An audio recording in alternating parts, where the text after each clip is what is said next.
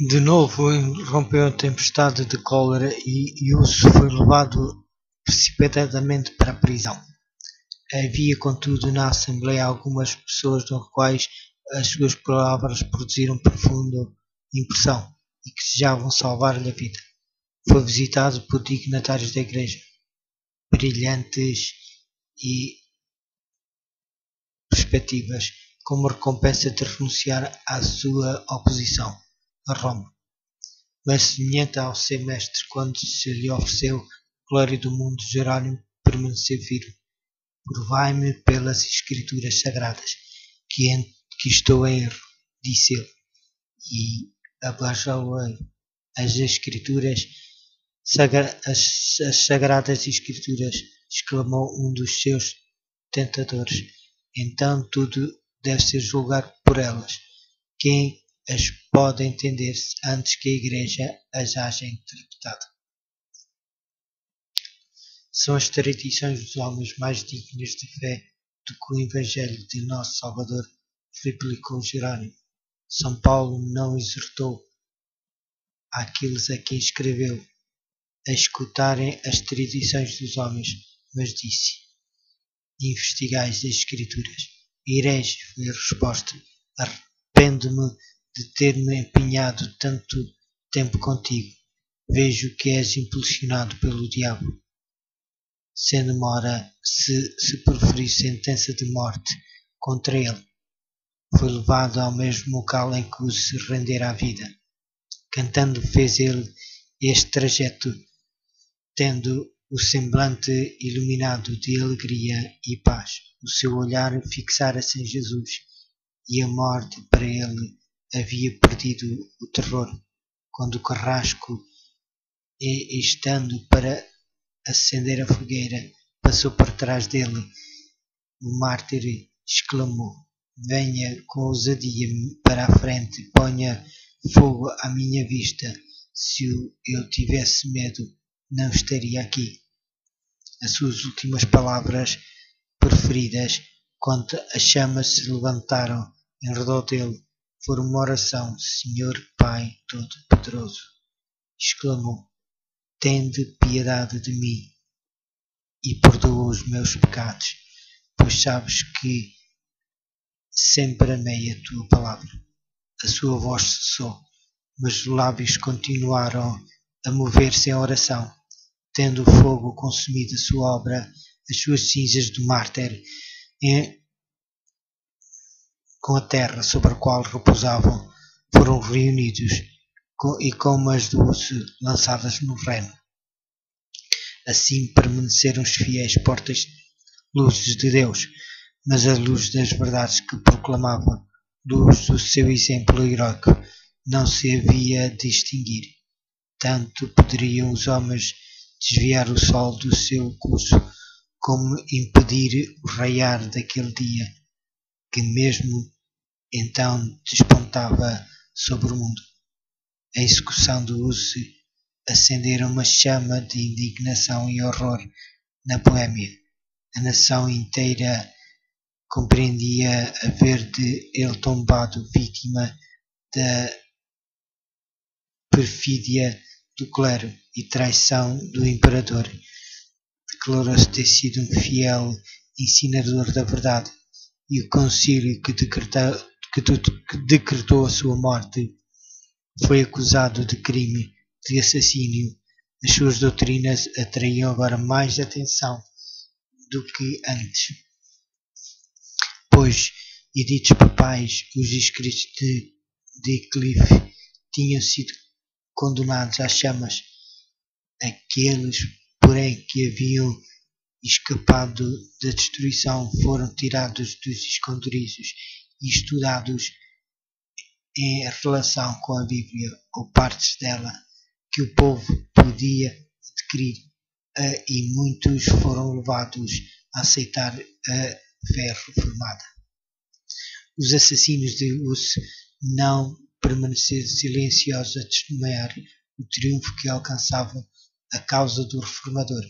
O Papa e o Imperador uniram-se para aniquilar o movimento, e os exércitos de Segismundo foram lançados contra a Boêmia.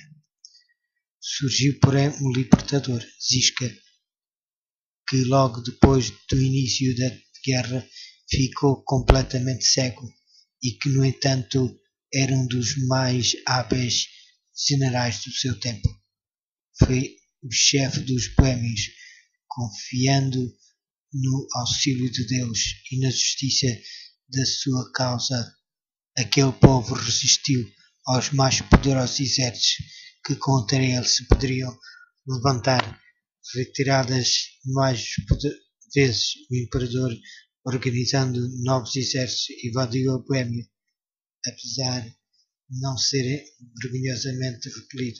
Os hussitas ergueram-se acima do temor da morte e nada lhes poderia resistir. Poucos anos depois do início da guerra, o bravo Ziska morreu, mas o seu lugar foi preenchido por Procópio, general igualmente bravo e hábil e, em alguns sentidos, dirigente mais destro.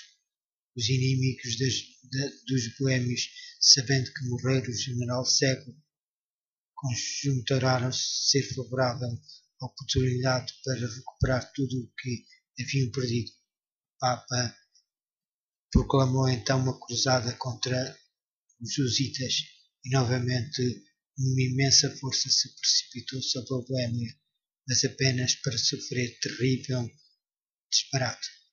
Seguiu-se outra cruzada. Em todos os países papais da Europa se reuniam homens, dinheiro e munições de guerra.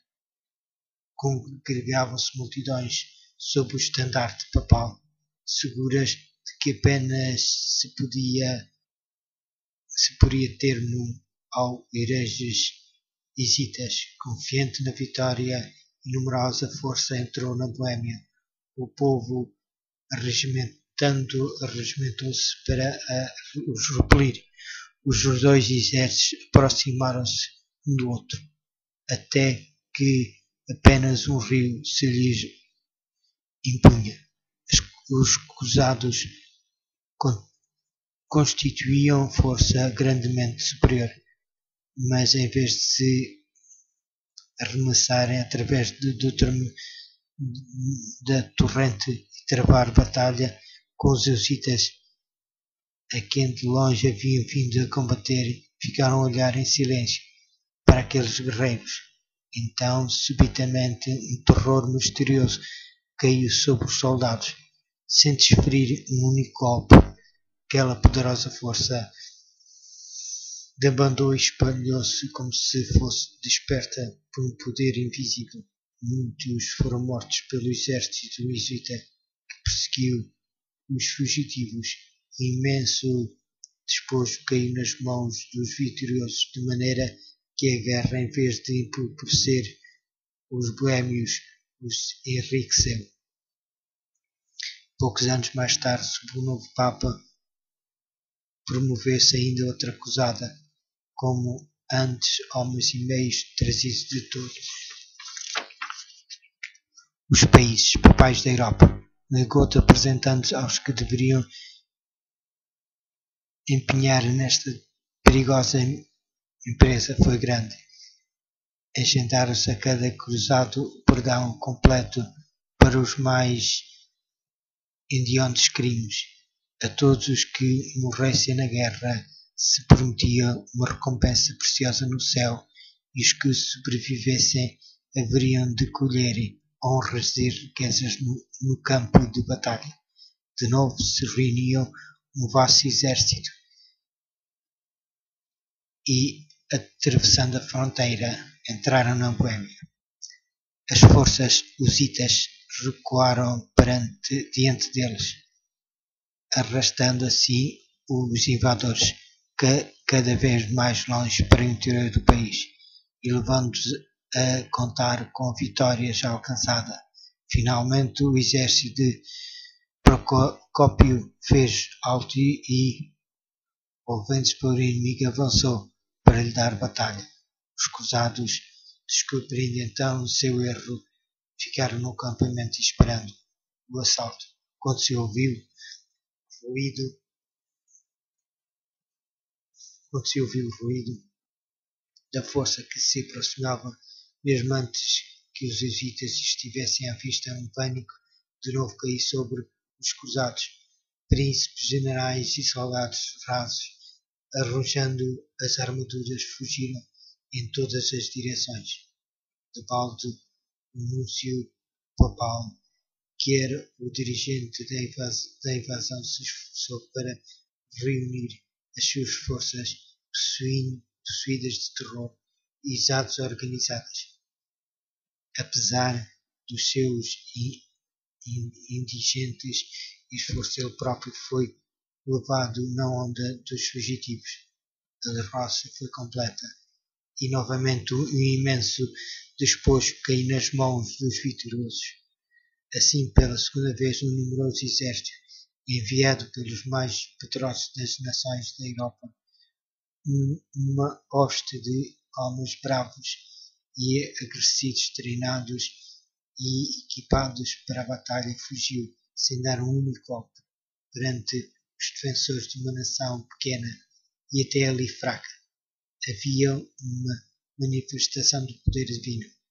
Os invasores foram tomados de pavor sobrenatural.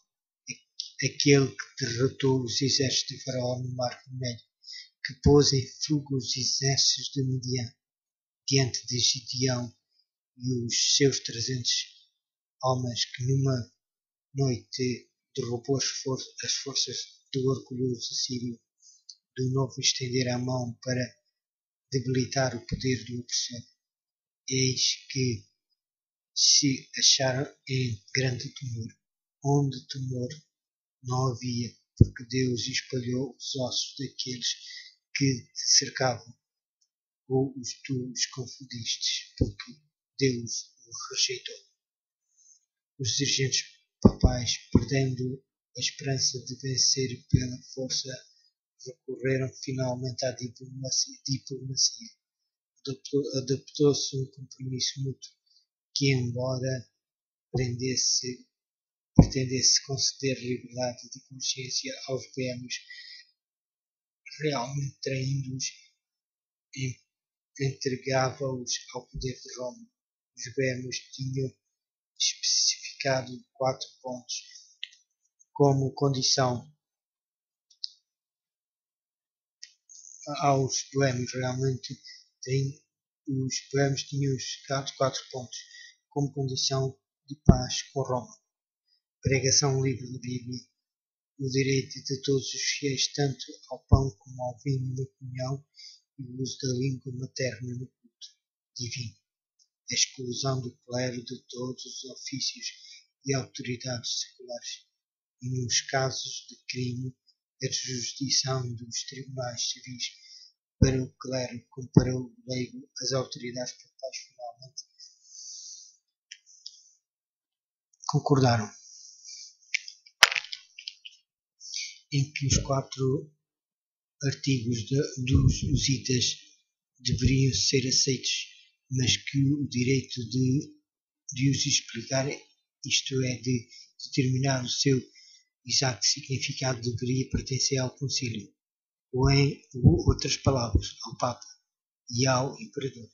Nesta base fez-se um tratado, e Roma ganhou pela dissimulação e fraude, que não tinha conseguido pelo conflito, pois, dando a sua própria interpretação aos artigos, os Hussitas, como a Sagrada Escritura, perverter-lhes o sentido de modo a convir aos seus propósitos. Uma numerosa classe na Boêmia, vendo que isto traía a sua liberdade, não se conformou com o tratado. Surgiram dissensões e divisões que levaram à contenda e derramamento de sangue entre eles mesmos. Nesta luta, o nobre Procópio sucumbiu e pereceu a liberdade da Boêmia. Segismundo, traidor de Hussi, e Jerônimo tornou-se agora rei da Boêmia e, sem consideração para com o seu juramento de apoiar os os direitos dos boêmios prosseguiu com o estabelecimento do papado. Pouco, porém, ganhou com a sobrevivência a Roma. Durante 20 anos teve a sua vida repleta de trabalhos e perigos. Os seus exércitos tinham sido arruinados e esgotados, os seus tesouros por uma longa e infrutífera luta. E agora, depois de reinar um ano, morreu, deixando o reino às portas da guerra civil e legando à posteridade um nome estigmatizado com infâmia. Seguiram-se tumultos, contendas e carnificina.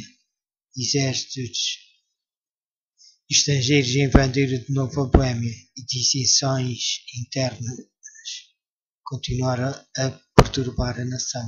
Aqueles que permaneceram fiéis ao Evangelho foram sujeitos a uma perseguição sanguinária. Como os seus amigos e irmãos, pactuando com Roma, houvessem aceito os seus erros, aqueles que permaneceram na antiga fé congregaram-se em igrejas distantes, tomando o nome de Irmãos Unidos. Este ato acarretou sobre eles as maldições de todas as classes. Contudo, a sua firmeza era inabalável. Obrigados a buscar refúgio nos bosques e cavernas, reuniam-se ainda para ler a palavra de Deus e unir-se no seu culto. Por meio de mensageiros enviados secretamente a diversos países, souberam que aqui e acolá havia os que isoladamente confessavam a verdade. Alguns numa cidade, outros noutra, como eles haviam eles próprios objeto de perseguição, e que entre as montanhas dos Alpes havia uma antiga igreja apoiada no fundamento das Escrituras e protestando contra as corrupções idolátricas de Roma. Esta informação foi recebida com grande alegria e iniciou-se correspondência com os cristãos valdenses. Firmes no Evangelho, os boêmios esperaram, através da noite e da sua perseguição, ainda volvidos os seus olhos para o horizonte, na hora mais tenebrosa, semelhante aos homens que esperam amanhã. A sua sorte fora lançada em dia maus, mas lembravam-se das palavras primeiramente preferidas e repetidas por Jerónimo, de que um século deveria passar antes que raiasse o dia. Estas foram para os taboritas, os hitas, que as tribos na casa da servidão foram as palavras de José: eu morro, mas Deus certamente nos visitará e vos fará subir desta terra. O período final do século XV testemunhou o aumento vigoroso, mas certo, das igrejas dos irmãos, embora longe de não serem incomodados, gozavam de relativo descanso. No princípio do século XVI, as suas igrejas eram em número de 200 na Boêmia e na Moróvia. Foram sim numerosos restantes que, escapando da fúria destruidora do fogo e da espada, tiveram o privilégio de ver o raiar daquele dia que se predissera.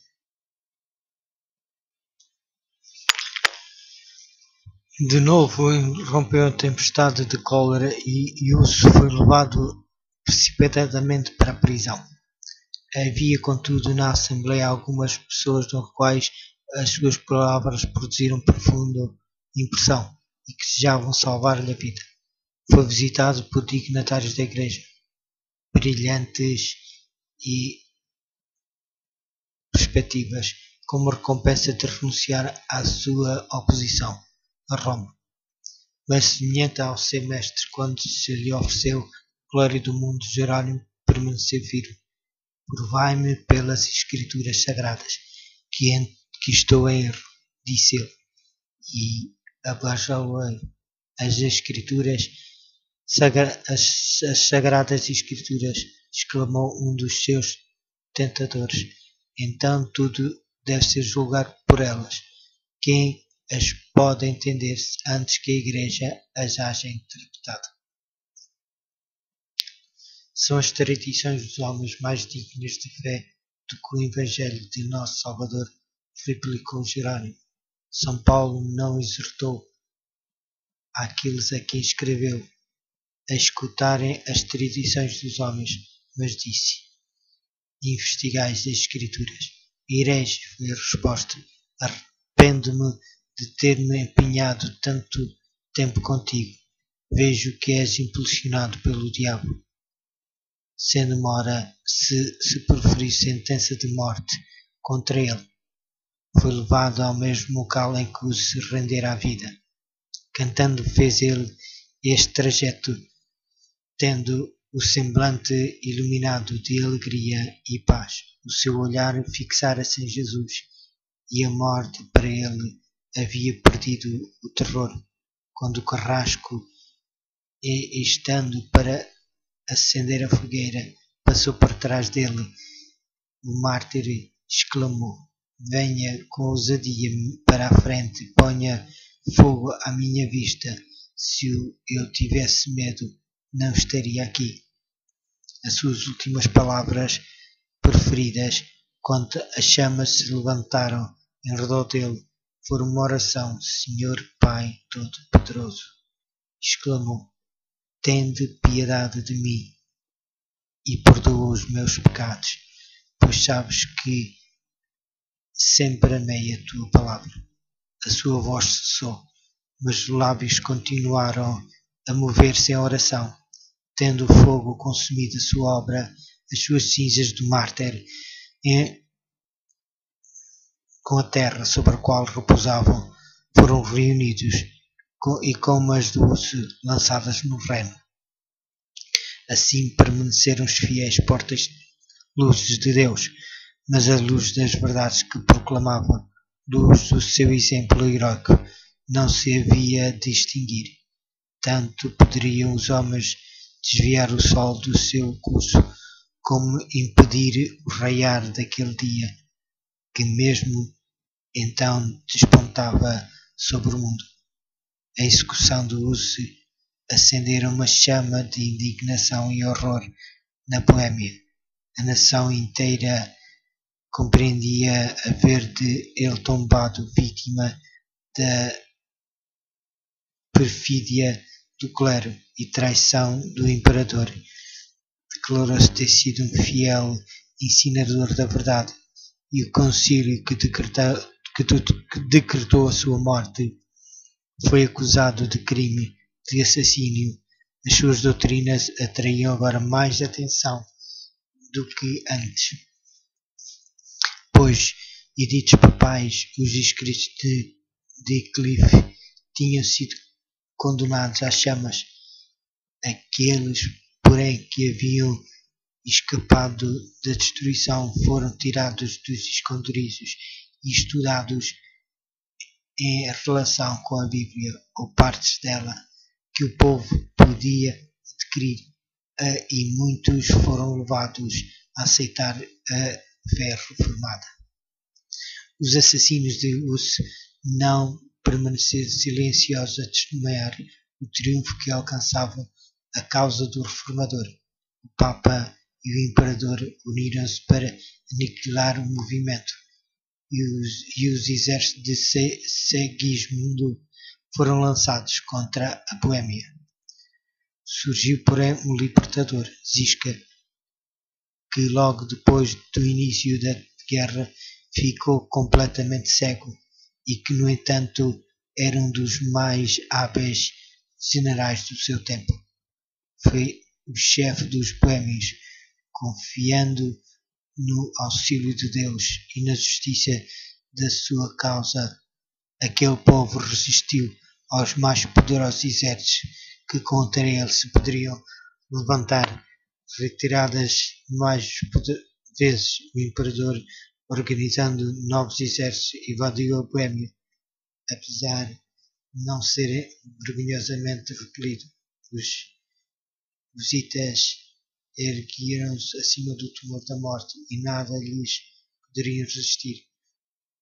Poucos anos depois do início da guerra, o bravo Ziska morreu, mas o seu lugar foi preenchido por Procópio, general igualmente bravo e hábil e, em alguns sentidos, dirigente mais destro.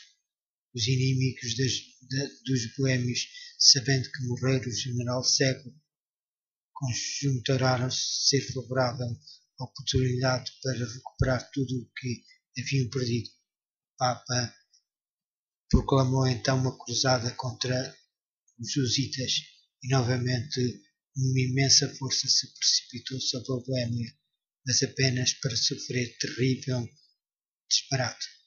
Seguiu-se outra cruzada. Em todos os países papais da Europa se reuniam homens, dinheiro e munições de guerra.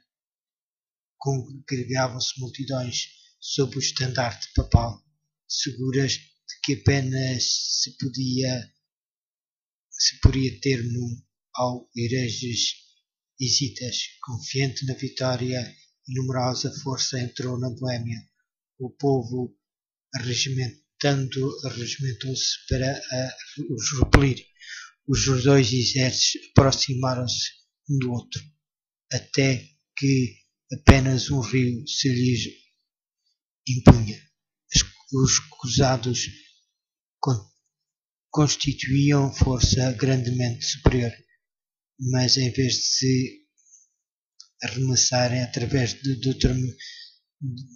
da torrente e travar batalha com os hussitas, a quem de longe haviam vindo a combater, ficaram a olhar em silêncio para aqueles guerreiros. Então, subitamente, um terror misterioso caiu sobre os soldados. Sem desferir um único golpe, aquela poderosa força debandou e espalhou-se como se fosse desperta por um poder invisível. Muitos foram mortos pelo exército hussita que perseguiu os fugitivos. Imenso despojo caiu nas mãos dos vitoriosos, de maneira que a guerra, em vez de empobrecer os boêmios, os enriqueceu. Poucos anos mais tarde, sob o novo Papa, promoveu-se ainda outra cruzada, como antes, homens e meios trazidos de todos os países papais da Europa, negou-te apresentando aos que deveriam empenhar nesta perigosa empresa foi grande. Agendaram-se a cada cruzado o perdão completo para os mais hediondos crimes. A todos os que morressem na guerra se prometia uma recompensa preciosa no céu, e os que sobrevivessem haveriam de colher honras e riquezas no campo de batalha. De novo se reuniu um vasto exército e, atravessando a fronteira, entraram na Boêmia. As forças hussitas recuaram diante deles, arrastando assim os invasores cada vez mais longe para o interior do país e levando-os a contar com a vitória já alcançada. Finalmente o exército de Procópio fez alto e volvendo-se para o inimigo, avançou para lhe dar batalha. Os cruzados, descobrindo então o seu erro, ficaram no acampamento esperando o assalto. Quando se ouviu o ruído da força que se aproximava, mesmo antes que os hussitas estivessem à vista, um pânico de novo caiu sobre os cruzados. Príncipes, generais e soldados rasos, arrojando as armaduras, fugiram em todas as direções. De balde, o núncio papal, que era o dirigente da invasão, se esforçou para reunir as suas forças possuídas de terror exatos organizadas. Apesar dos seus indigentes esforços, ele próprio foi levado na onda dos fugitivos. A derrota foi completa e novamente um imenso despojo caiu nas mãos dos vitoriosos. Assim, pela segunda vez, um numeroso exército, enviado pelos mais poderosos das nações da Europa, uma hoste de homens bravos e agressivos, treinados e equipados para a batalha, fugiu, sem dar um único golpe, perante os defensores de uma nação pequena e até ali fraca. Havia uma manifestação do poder divino. Os invasores foram tomados de pavor sobrenatural. Aquele que derrotou os exércitos de Faraó no Mar Vermelho, que pôs em fuga os exércitos de Midian diante de Gideão e os seus 300 homens, que numa noite derrubou as forças do orgulhoso assírio, de novo estender a mão para debilitar o poder do opressor. Eis que se acharam em grande temor, onde temor não havia, porque Deus espalhou os ossos daqueles que te cercavam, ou tu os confundistes, porque Deus os rejeitou. Os dirigentes papais, perdendo a esperança de vencer pela força, recorreram finalmente à diplomacia. Adoptou-se um compromisso mútuo que, embora pretendesse conceder liberdade de consciência aos boêmios, realmente traindo-os, entregava-os ao poder de Roma.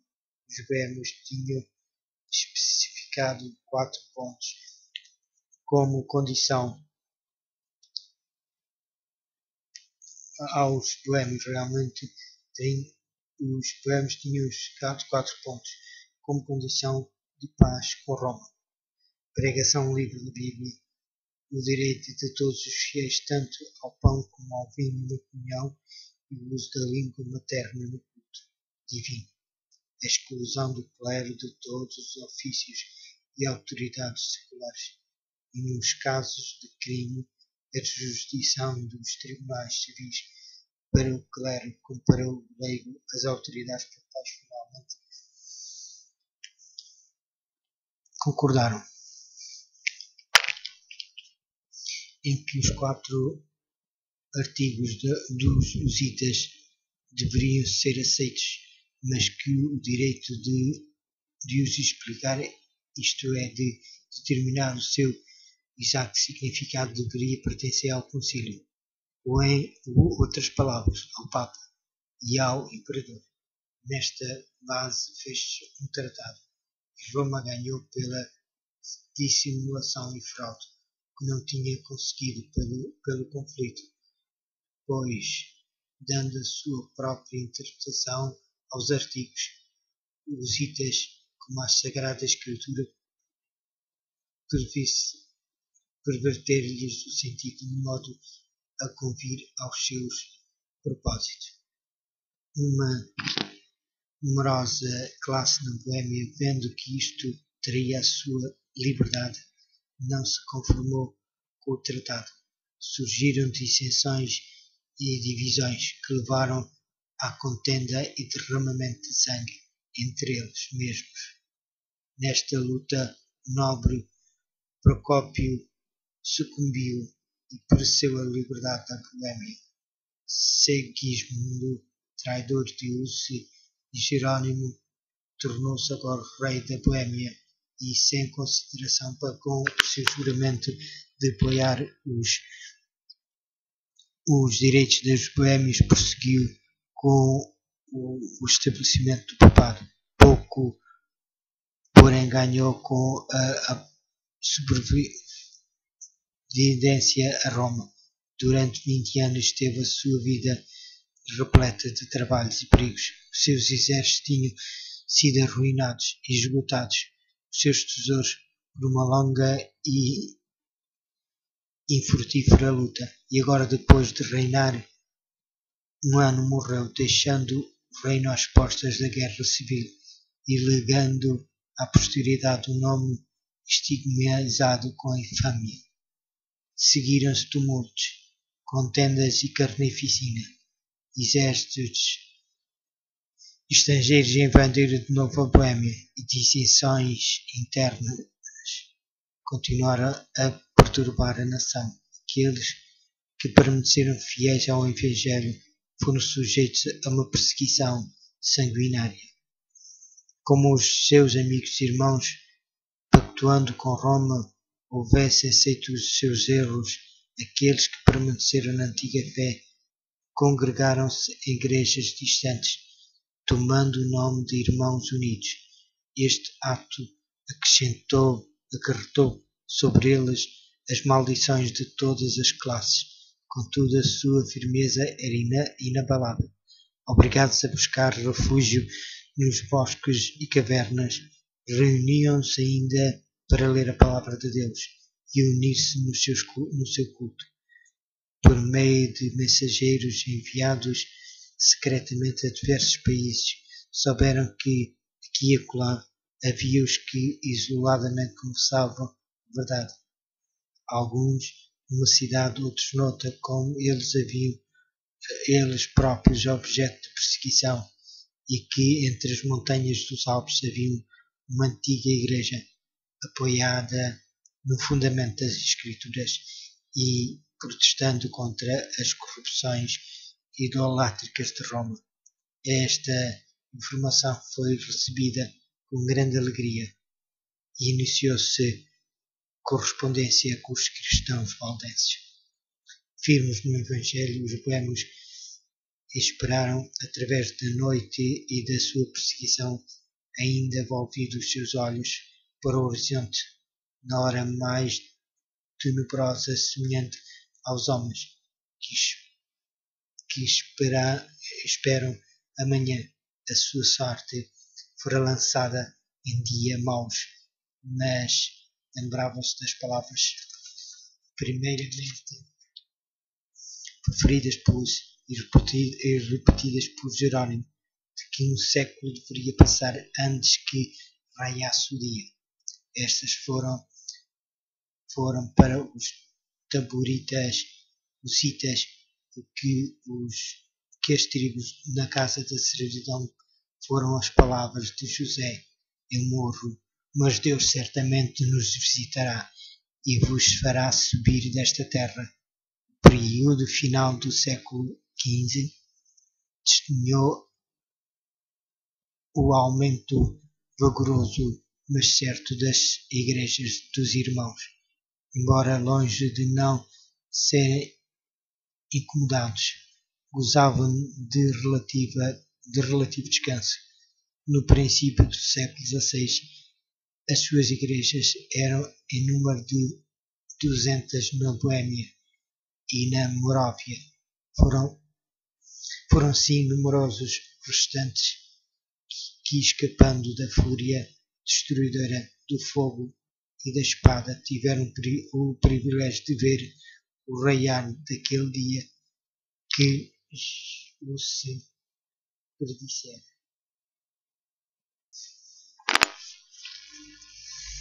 De novo foi levado perante o concílio. A sua submissão não se satisfez eram os juízes. A sede de sangue aguçada pela morte de João os chamava por novas vítimas, apenas renunciando à verdade sem reservas poderia Jerónimo preservar a vida. Decidiu-se, porém, a confessar a sua fé e a seguir às chamas o seu irmão mártir. Renunciou à abjuração anterior e, como moribundo, exigiu solenemente a oportunidade para fazer a sua defesa. Temendo o efeito das suas palavras, os prelados insistiram em que meramente afirmasse ou negasse a verdade das acusações apresentadas contra ele. Jerónimo protestou tal crueldade e injustiça. Conservaste-me encerrado durante 340 dias numa prisão horrível, disse ele, em meio de imundícia, repugnância, mau cheiro e da maior carência de tudo. Trazeis-me depois diante de vós e, dando ouvidos aos meus inimigos mortais, recusai-vos a ouvir-me. Se sois, na verdade, homens prudentes e a luz do mundo, tende cuidado em não pecar contra a justiça. Quanto a mim, sou apenas um fraco mortal. A minha vida não tem senão pouca importância. E quando vos exorto a não lavar uma sentença injusta,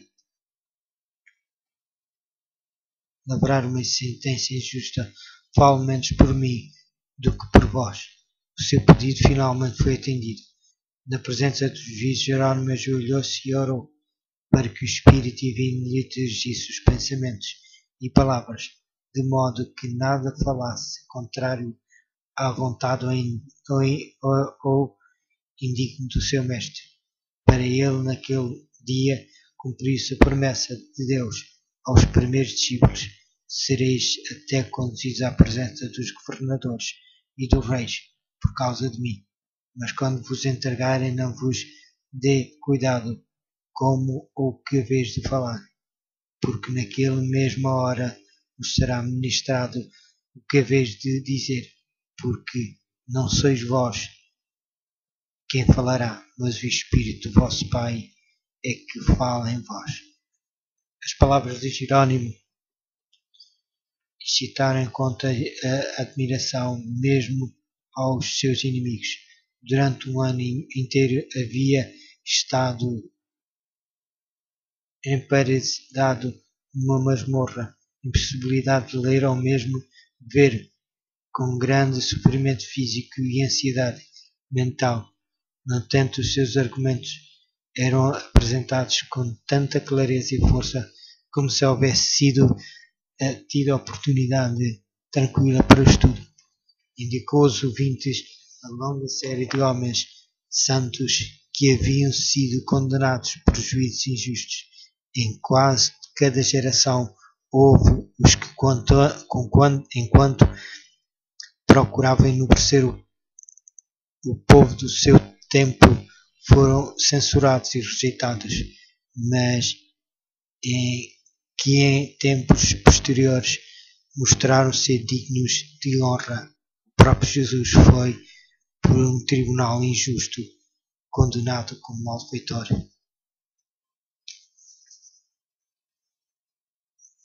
Na sua retratação, Jerónimo consentira na justiça da sentença que condenara-os. Declarou ele agora o seu arrependimento e deu testemunho da inocência e santidade do mártir. Conhecia desde a meninice, disse ele. Foi um ótimo homem, justo e santo. Foi condenado apesar da sua inocência. Eu também estou pronto para morrer. Não recuarei diante dos tormentos que estão preparados para mim pelos meus inimigos e falsas testemunhas, que um dia terão de prestar contas das suas imposturas perante o grande Deus, a quem nada pode enganar. Aprofundando-se assim mesmo pela sua negação da verdade, Jerónimo continua: de todos os pecados que tenho cometido desde a minha juventude, nenhum pesa tão gravemente em meu espírito e me causa tão pungente remorso como aquele que cometi neste lugar fatídico, quando aprovei a iníqua sentença dada contra Wycliffe e contra o santo mártir João Hus, meu mestre e amigo. Sim, confesso do coração e declaro que desgraçadamente fraquejei, quando por medo da morte condenei as suas doutrinas. Portanto, suplico a Deus Todo-Poderoso se digne de perdoar os meus pecados, e em particular este, o mais hediondo de todos. Apontando para os juízes, disse com firmeza: condenaste Wycliffe e João Hus, não por terem abalado a doutrina da Igreja, mas simplesmente porque signaram com a reprovação os escândalos do clero, a pompa, o orgulho e todos os vícios dos prelados e padres, as coisas que eles afirmaram e que são irrefutáveis, eu também as entendo e declaro como eles. Suas palavras foram interrompidas. Os prelados, trêmulos de cólera, exclamaram: que necessidade há de mais provas? Contemplamos com os nossos próprios olhos o mais obstinado dos hereges, sem se abalarem com a tempestade. Jerónimo exclamou: ora, supondes que receio morrer, conservar-vos durante um ano inteiro horrível masmorra, mais horrenda que a própria morte. Trataste-me mais cruelmente do que um turco, judeu ou pagão, e a minha carne em vida apodreceu literalmente sob os ossos, e contudo não me queixo, pois a lamentação não vai bem a um homem de coração e espírito, mas não posso senão exprimir o meu espanto com tão grande barbaridade para com um cristão.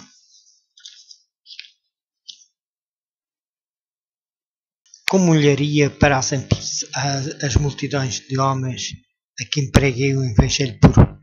Não. Aprecio a sua salvação mais do que este pobre corpo, agora destinado à morte. As vestes foram despojadas uma a uma, pronunciado cada bispo uma maldição ao realizar a sua parte na cerimónia. Finalmente puseram-lhe sobre a cabeça uma carapuça ou mitra de papel, de forma piramidal, em que estavam desenhadas horrendas figuras de demónios com a palavra arqui-herege bem visível na fronte. Com muito prazer, disse João Huss, levarei sob a cabeça esta coroa de economia, por teu não amor, ó Jesus, que por mim levaste uma coroa de espinhos. Quando ficou assim trajado, os prelados disseram: agora votamos a tua alma ao diabo. E eu disse, João Huss, ergando os olhos ao céu, entrego o meu espírito em tuas mãos, ó Senhor Jesus, pois tu me remistes. Foi então entregue às autoridades seculares e levado para o lugar da execução. Imenso circuito o acompanhou. Centenas de homens com armas, padres e bispos, com os seus custosos trajes, e os habitantes de Constança. Quando estava atado ao poste e tudo pronto para se acender o fogo, o mártir uma vez mais foi exortado a salvar-se, renunciando aos seus erros. A que erros, disse-se, renunciarei eu? Não me julgo culpado de nenhum. Invoco a Deus para testemunhar que tudo o que escrevi e preguei assim foi feito com o fim de livrar almas do pecado e da perdição, e portanto alegremente confirmarei com o meu sangue a verdade que escrevi e preguei. Quando as chamas começaram a envolvê-lo, pôs-se a cantar: Jesus, filho de David, tem misericórdia de mim. E assim continuou, até que a sua voz silenciou para sempre. Mesmo os inimigos ficaram tocados com o seu procedimento heroico. Um zeloso adepto de Roma, descrevendo o martírio de João Huss e de Jerónimo, que morreu pouco depois, disse: ambos se portaram com firmeza de ânimo, quando se lhe aproximou a última hora. Prepararam-se para o fogo, como se fosse uma festa de casamento. Não soltaram nenhum grito de dor. Ao levantarem-se as chamas, começaram a cantar hinos, e mal podia a veemência do fogo fazer silenciar o seu canto. Depois de completamente consumido o corpo de Us, as suas cinzas e a terra sobre a qual repousavam foram ajuntadas e lançadas no Reno, e assim levadas para além do oceano. Os seus perseguidores de balde imaginavam ter desarraigado as verdades que pregara. Dificilmente se dariam conta de que as cinzas daquele dia, levadas para o mar, deveriam ser qual semente espalhada em todos os países da terra, de que em terras ainda desconhecidas produziam fruto abundante em testemunho da verdade.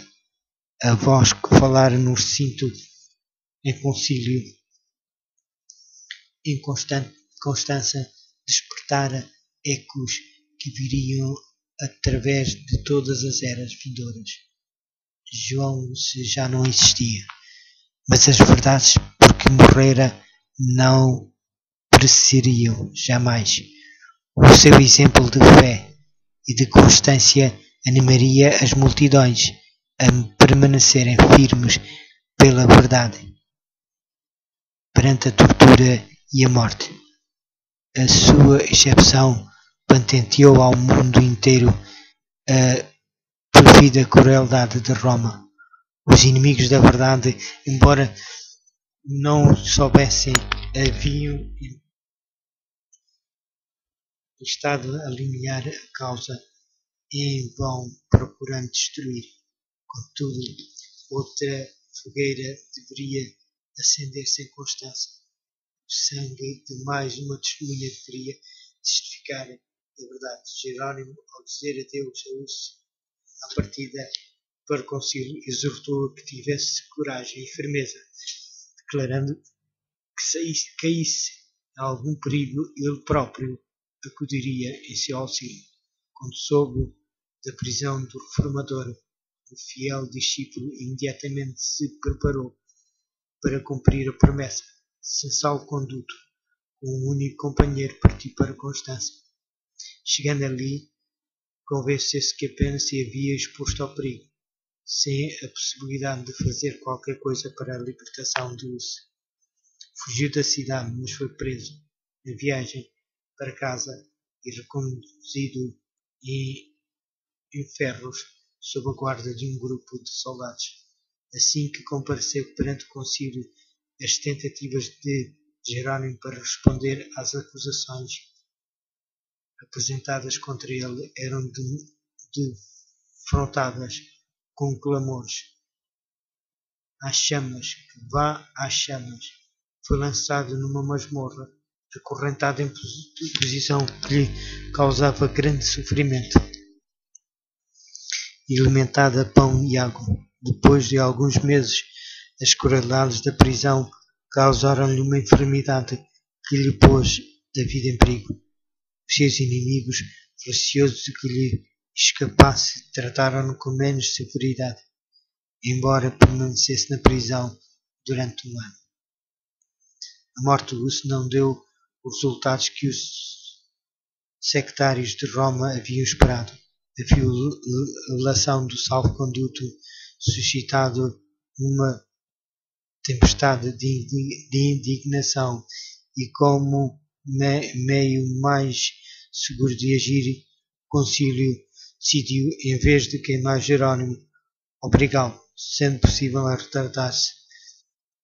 Foi levado perante a Assembleia a oferecer-lhe a alternativa de abjurar ou morrer na fogueira. A morte no início da prisão teria sido uma misericórdia à vista dos mais terríveis sofrimentos por que passara, mas agora enfraquecido pela moléstia, pelos rigores do cárcere e pela tortura da ansiedade e apreensão, separado dos amigos e desanimado pela morte de João Hus, e a fortaleza de Jerónimo cedeu e consentiu em submeter-se ao concílio. comprometeu-se a aderir à fé católica e aceitou a ação do concílio, ao condenar as doutrinas de Wycliffe e Hus, exceção feita, contudo, das santas verdades que tinham ensinado.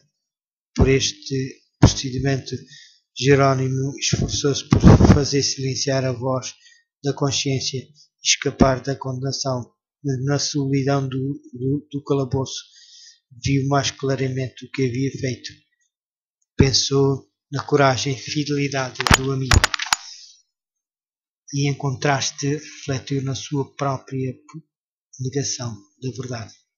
Pensou no divino mestre a quem se comprometera a servir e que por amor dele, suportara a morte da cruz. Antes da sua retratação, encontrar conforto em todos os sofrimentos, na certeza do favor de Deus. Mas agora o remorso e a dúvida torturavam-lhe a alma. Sabia que ainda teria de fazer outras retratações antes que pudesse estar em paz com Roma. Como olharia para as multidões de homens a quem preguei o Evangelho puro? Não. Aprecio a sua salvação mais do que este pobre corpo, agora destinado à morte. As vestes foram despojadas uma a uma, pronunciado cada bispo uma maldição ao realizar a sua parte na cerimónia. Finalmente, puseram-lhe sobre a cabeça uma carapuça ou mitra de papel, de forma piramidal, em que estavam desenhadas horrendas figuras de demónios com a palavra Arquieres bem visível na fronte. Com muito prazer, disse João Hus, levarei sob a cabeça esta coroa de economia, por teu não amor, ó Jesus, que por mim levaste uma coroa de espinhos. Quando ficou assim trajado, os prelados disseram: agora votamos a tua alma ao diabo. E eu disse, João Hus, erguendo os olhos ao céu, entrego o meu espírito em tuas mãos, ó Senhor Jesus, pois tu me remistes. Foi então entregue às autoridades seculares e levado para o lugar da execução. Imenso circuito o acompanhou. Centenas de homens com armas, padres e bispos, com os seus custosos trajes, e os habitantes de Constança. Quando estava atado ao poste e tudo pronto para se acender o fogo, o mártir uma vez mais foi exortado a salvar-se, renunciando aos seus erros. A que erros, diz Jesus, renunciarei eu? Não me julgo culpado de nenhum. Invoco a Deus para testemunhar que tudo o que escrevi e preguei assim foi feito com o fim de livrar almas do pecado e da perdição. E, portanto, alegremente confirmarei com o meu sangue a verdade que escrevi e preguei. Quando as chamas começaram a envolvê-lo, pôs-se a cantar: Jesus, filho de David, tem misericórdia de mim. E assim continuou, até que a sua voz silenciou para sempre. Mesmo os inimigos ficaram tocados com o seu procedimento heroico. Um zeloso adepto de Roma, descrevendo o martírio de João Hus e de Jerónimo, que morreu pouco depois, disse: ambos se portaram com firmeza de ânimo, quando se lhe aproximou a última hora. Prepararam-se para o fogo, como se fosse a uma festa de casamento. Não soltaram nenhum grito de dor. Ao levantarem-se as chamas, começaram a cantar hinos, e mal podia a veemência do fogo fazer silenciar o seu canto. depois de completamente consumido o corpo de Us, as suas cinzas e a terra sobre a qual repousavam foram ajuntadas e lançadas no Reno, e assim levadas para além do oceano. Os seus perseguidores de balde imaginavam ter desarraigado as verdades que pregara. Dificilmente se dariam conta de que as cinzas daquele dia levadas para o mar deveriam ser qual semente espalhada em todos os países da terra, de que em terras ainda desconhecidas produziam fruto abundante em testemunho da verdade. A voz que falara no recinto em concílio em Constança despertara ecos que viriam através de todas as eras vindouras. João já não existia, mas as verdades por que morrera não pereceriam jamais. O seu exemplo de fé e de constância animaria as multidões a permanecerem firmes pela verdade perante a tortura e a morte. A sua excepção patenteou ao mundo inteiro a perfida crueldade de Roma. Os inimigos da verdade, embora não soubessem, haviam estado a alinhar a causa em vão procurando destruir. Contudo, outra fogueira deveria acender-se em Constança. O sangue de mais uma testemunha deveria testificar a verdade. Jerônimo, ao dizer adeus a Us à partida para o concílio, exortou a que tivesse coragem e firmeza, declarando que se caísse em algum perigo, ele próprio acudiria em seu auxílio. Quando soube da prisão do reformador, o fiel discípulo imediatamente se preparou para cumprir a promessa. Sem salvo-conduto, com um único companheiro, partiu para Constança. Chegando ali, convenceu-se que apenas se havia exposto ao perigo, sem a possibilidade de fazer qualquer coisa para a libertação de Us. Fugiu da cidade, mas foi preso na viagem para casa e reconduzido em ferros sob a guarda de um grupo de soldados. Assim que compareceu perante o concílio, as tentativas de Jerônimo para responder às acusações apresentadas contra ele eram defrontadas com clamores. Às chamas, que vá às chamas, foi lançado numa masmorra, acorrentado em posição que lhe causava grande sofrimento, e alimentado a pão e água. Depois de alguns meses, as crueldades da prisão causaram-lhe uma enfermidade que lhe pôs a vida em perigo. Os seus inimigos, receosos de que lhe escapasse, trataram-no com menos severidade, embora permanecesse na prisão durante um ano. A morte de Us não deu os resultados que os sectários de Roma haviam esperado.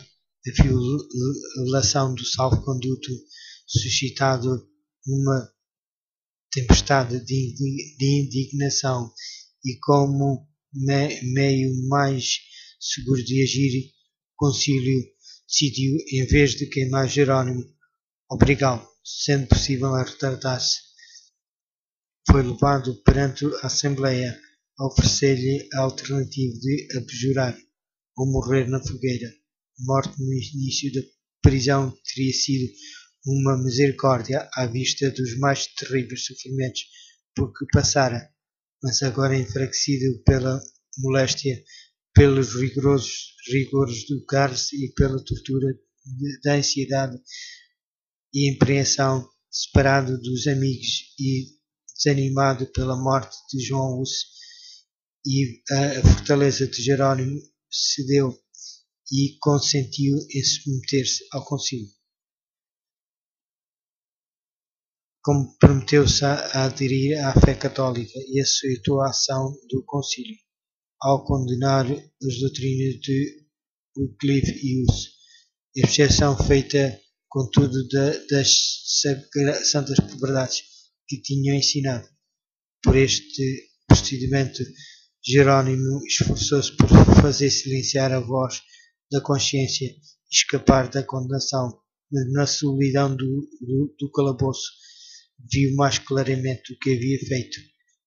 Pensou na coragem e fidelidade do amigo e, em contraste, refletiu na sua própria negação da verdade.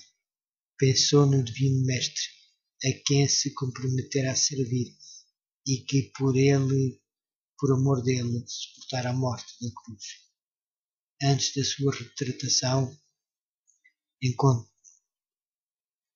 encontrar conforto em todos os sofrimentos, na certeza do favor de Deus. Mas agora o remorso e a dúvida torturavam-lhe a alma. Sabia que ainda teria de fazer outras retratações antes que pudesse estar em paz com Roma.